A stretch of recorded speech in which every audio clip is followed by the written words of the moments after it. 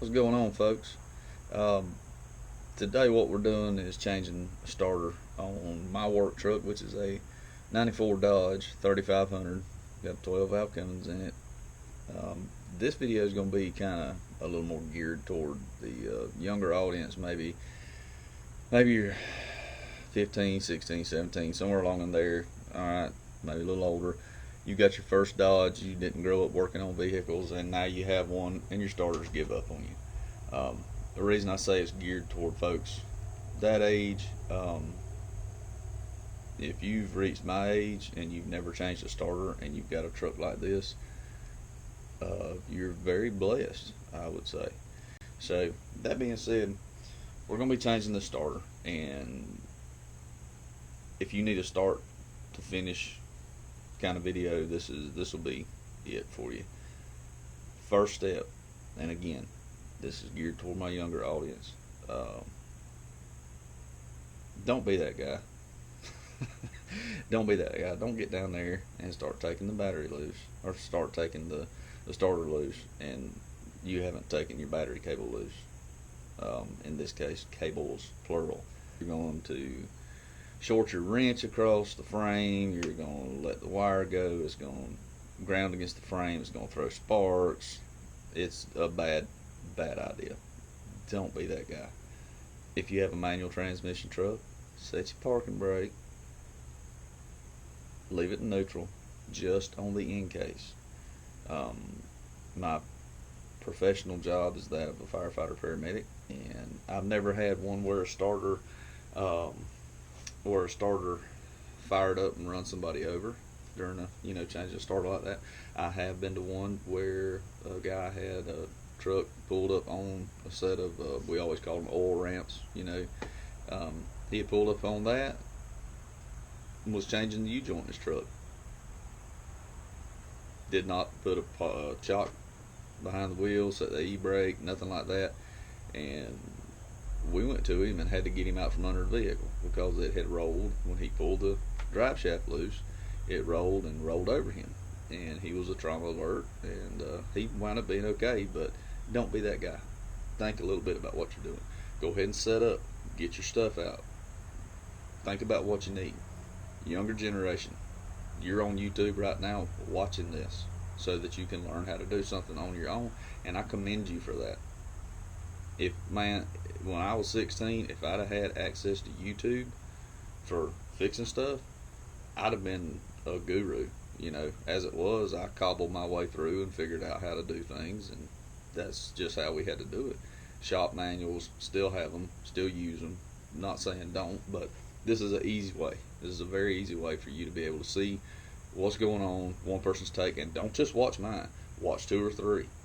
Get you an average of how people do stuff. Buy quality parts. I'm telling on myself here. I was in a tight whenever this starter quit. I had to have something right then, right there. The only starter that they had on the shelf, they didn't have a new starter. They had a reman. I replaced it a year ago. The original starter had to be replaced a year ago. Keep in mind, this is a '94 model truck. Granted, it only has 160,000 miles on it, but still. A lot of stopping and starting, cranking, that sort of thing. I ran down, this was all they had was a reman. It did good for about 11 months. And it quit, thankfully, right inside the window. So, buy good parts, or you're going to enter that vicious cycle of hopefully it giving up right before the warranty's out, and then you got to do this again. Unless you like doing this, and in that case, buy reman parts. So, without further ado, we're going to get into it. Here we go. You'll need 3 wrenches, 17 millimeter. Take this one right here loose.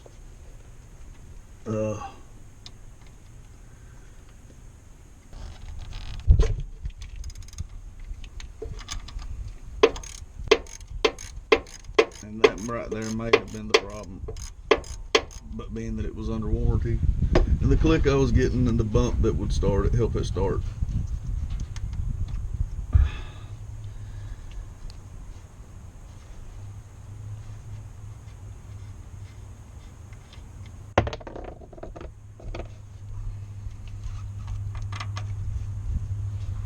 Alright.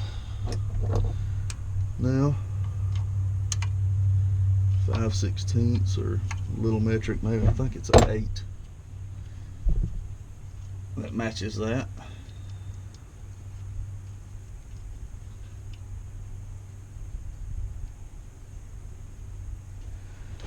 If you're wondering what these wires do, if you don't know what they do, the first one that I took off, the big one, that is going to be your power supply to the battery. The second, think of it as your control wire. That comes from your start solenoid, or to your start solenoid. That gives the solenoid itself a signal to pull in, connect the dots between the battery and the starter motor.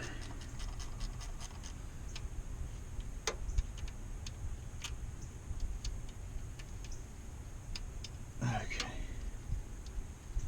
there goes that one. Another good idea, young folks. Something like this you're taking apart and say it's something you're going to reuse, run the nut back on there. Don't just leave them laying around, because then you're not going to be able to find them. Next, you got 3 bolts. Bottom, right, bottom, and one more right up here.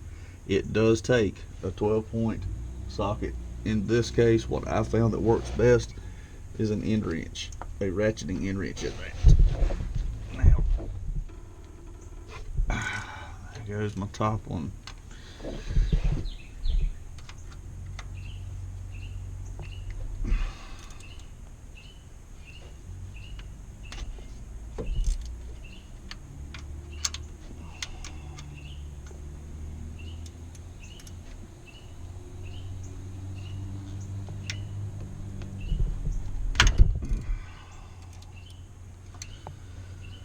I guess I wanted those to stay on there pretty good.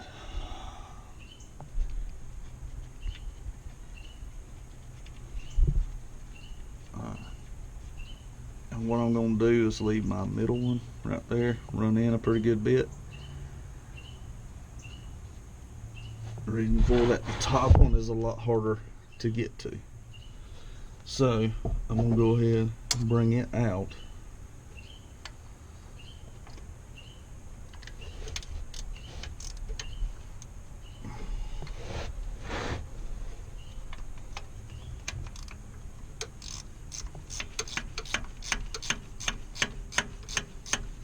Because the last thing you want to do is be in a bind when this big old heavy starter starts falling.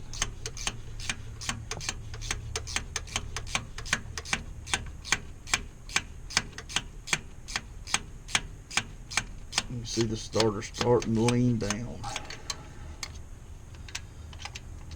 Just about out.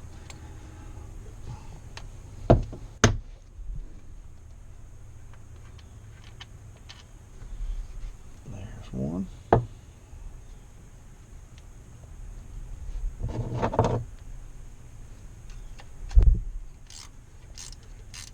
Typically what I do is go and get that one loosened up some more.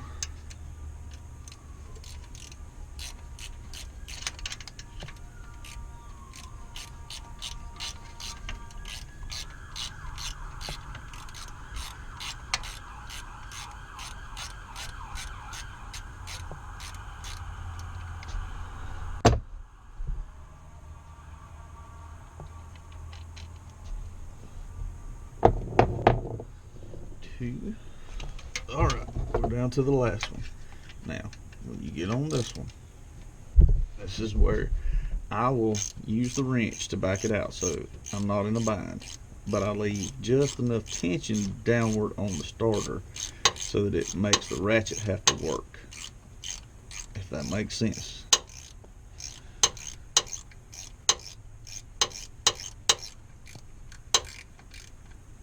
Okay. We're out. Free. And just work it down and out of there. Alright.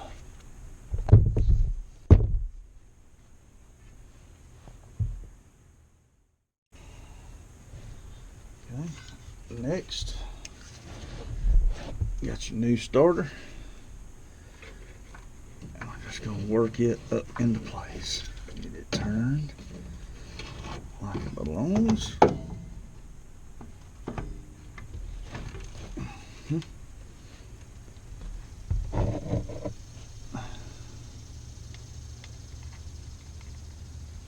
And again, I like starting with that middle bolt because it gives you a little support both top and bottom. Sorry, it's knocking dirt in my face. I'm not doing the Donnie Baker over here.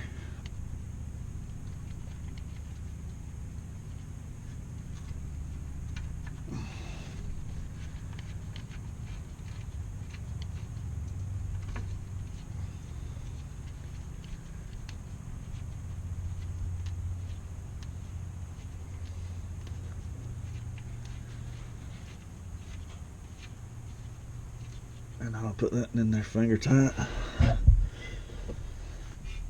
Make sure you start all of your bolts before you tighten anything. That is with everything you work on.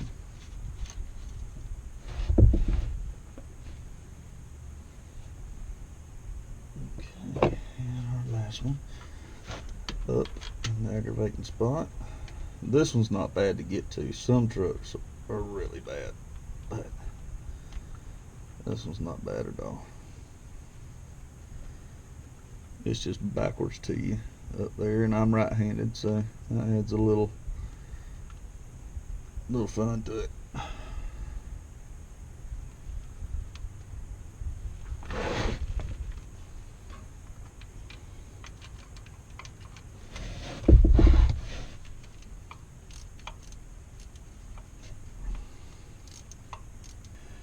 Snug all three and go back and tighten all three.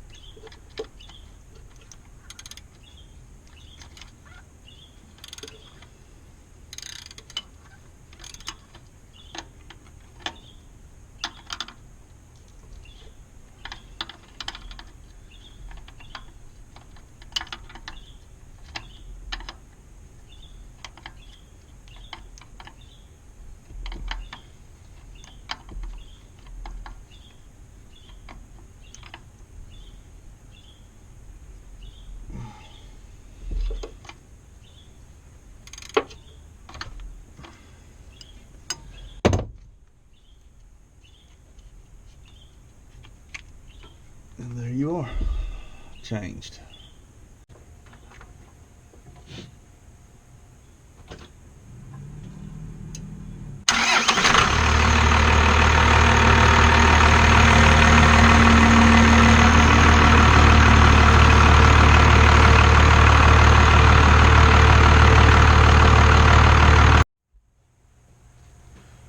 Okay guys, that's going to wind up how to change the starter on this particular 94 Dodge 3500 with the Cummins 5.9 turbo diesel. Pretty much the same on all of them, really.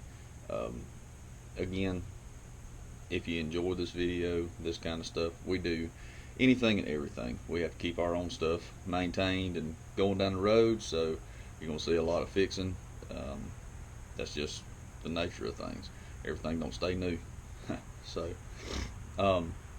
Anyway, if you liked it, please like, comment, subscribe, click the notification bell so that way you see when we got some other stuff, new stuff coming up. Um, if you've been watching the series on the Ford 600 slash the 640, it's fixing to go home to its owner. It's ready to go, and we'll be bringing in I think it's a 67. I don't know. I have to look at it again. Anyway, we're bringing back a newer than that, a newer Ford 3000, and we're going to be doing some work to it. So, anyway, stay tuned. Catch up with y'all later.